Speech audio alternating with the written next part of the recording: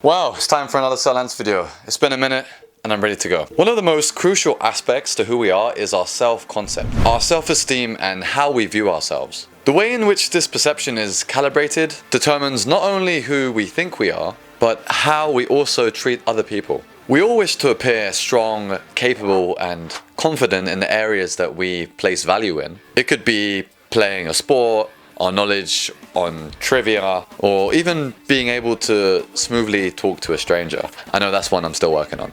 It really doesn't matter what it is as long as there's importance given to it. Unfortunately, if we fail to meet these expectations, or worse, continually compare ourselves to others, it can unfairly create a lot of insecurity, resentment, and even rage. This is because we begin to view ourselves as inferior and simply less than. It's so prolific, in fact, that our brains will actually secrete less serotonin in response to where we perceive ourselves respective to other people around us. To put more concisely, if we believe we're less than others or we're behind others, we will actually be more likely to experience symptoms of depression and anxiety. Knowing all of this is all well and good, but how do we stop this comparison? Is it even possible? In Mob Psycho 100, Mob himself is the source of a few other characters' envy, like Hanazawa and even his brother Ritsu. Today we will explore these early relationships. Hanazawa is an interesting character because we all know somebody like him. He's super cocky and confident because he's just really good at one thing. So good in fact that no one can even challenge him on it, since to his knowledge there weren't any other psychics around. This all changed when he met Mob, someone who didn't share his philosophy about how the powers should be used, and was leagues better than him in the area that he derived all of his self-esteem and confidence from. You see, this dynamic is exemplary of how our egos can grow, especially when it gets challenged. Hanazawa is extremely jealous of the prospect of Mob being more powerful than him. The only way for him to make sure that this isn't the case was by beating him one-on-one in a fight. We all know this type of person, someone who's always throwing their weight around unprovoked. In response though, Mob doesn't react, he just stands there and takes everything that Hanazawa's got. He does this out of principle, a code of ethics in which he abides by.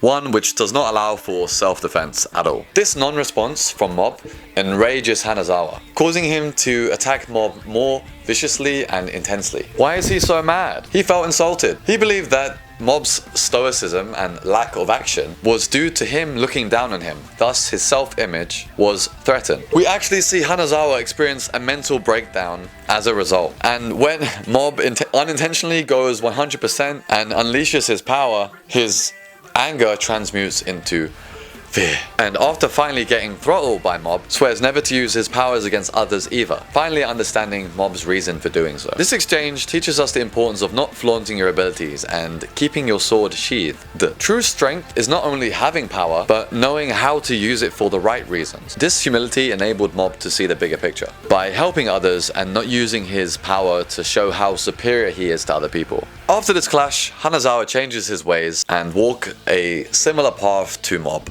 Mob himself is also quite an intriguing case, since he doesn't really place any value in his powers and genuinely thinks he's nothing special. He placed a lot of importance on things like physical strength, social status, and intelligence, like we all do, us normies, right? Things which his brother had, and so he idolized. Mob always believed in him. He acted as his role model. Unfortunately though, as was the case with Hanazawa, he carried a lot of envy towards his brother. Despite being popular and having what most desired, he resented Mob.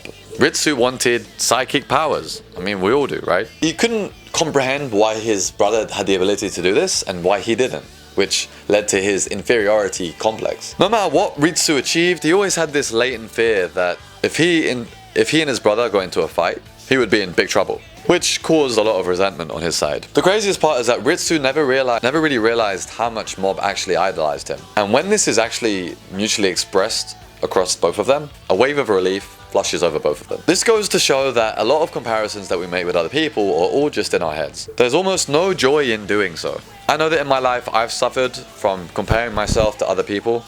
They're either smarter than me, have more skills, better looking than me, etc, etc. It is stressful, and as expressed by Mob Psycho 100, it can damage your ego, which can manifest in harmful ways. Similar to Ritsu, I've been in situations where I've put others on a pedestal, only for them to tell me and share with me things that they actually really love about me and how they want to be more like me. In those moments, I felt peace, but also a twinge of guilt for the way that I felt towards them before. The best way is to be inspired by others. Learn from them how you can improve yourself. Most of the time, people are more than happy to tell you how they did something. This shows that the key is to stay humble and compare yourself to who you were yesterday and not who someone else is today. Okay guys, so I hope you enjoyed that one. Yeah, it's been a long time since my last video. I've been in Korea a lot of the time, as some of you know.